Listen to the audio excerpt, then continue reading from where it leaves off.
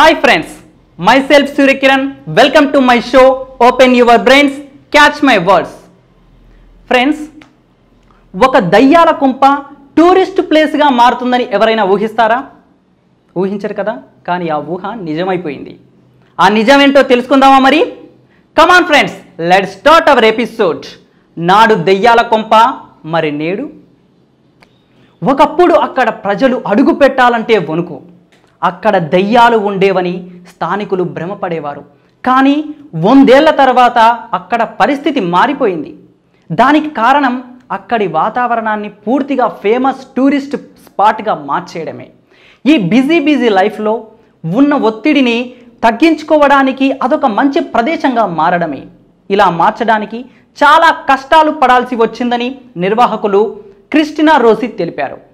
1880వ కాలంలో ఇక్కడ ప్రజలు నివసించేవారు.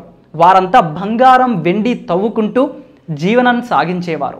కానీ 1919 వచ్చేసరికి ఏమైందో ఏమో కానీ జనసంచారం తగ్గి ఎడారిలా మారింది. కారణం అక్కడ ఓ భవనంలో దయ్యాలున్నాయని ప్రచారం జరగడం. దీంతో ఓ శతాబ్ద కాలం మూగబోయినట్లున్న ఆ ఏరియా ఇప్పుడు పర్యాటకులతో నిండిపోయింది. మొత్తం 1600 ఎకరాల విస్తీర్ణంలో ఉన్న ఈ రిసార్ట్లో 200 ఎకరాల్లో దాదాపు 12 లాగ్ క్యాబిన్లను, వాటికి పూర్వీకుల పేర్లు, ఆ ప్రాంత చరిత్రను సూచించేలా పేర్లు పెట్టారు. ఒక్కోటి అధునాతన హంగులతో తీర్చిదిద్దారు. ఇంకా అక్కడికి తరలి వస్తున్న పర్యాటకులకు ఫిషింగ్, హార్స్ రైడింగ్ చేసుకునే అవకాశం కల్పించారు.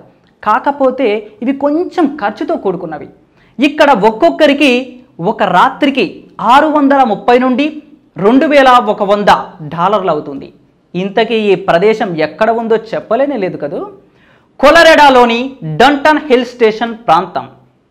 చూశారు కదా ఫ్రెండ్స్, ఒక దయ్యాల కొంపని ఇప్పుడు టూరిస్ట్ ప్లేస్గా మార్చేశారు. అంటే దయ్యాలు ఉన్నట్టా ఫ్రెండ్స్? అది మీరే ఆలోచించుకోండి.